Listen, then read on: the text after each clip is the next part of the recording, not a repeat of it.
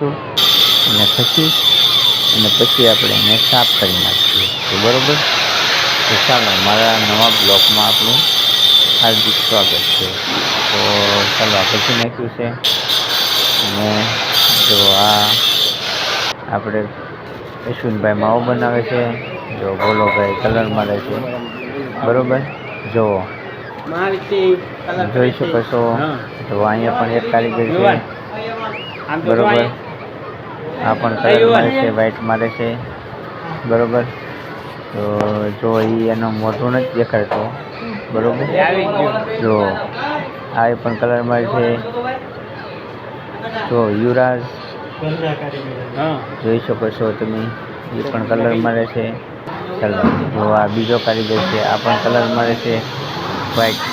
પહેલાં આપણે એને વ્હાઈટ કરવાનું છે બરાબર. ચાલો તમે જોઈ શકો છો.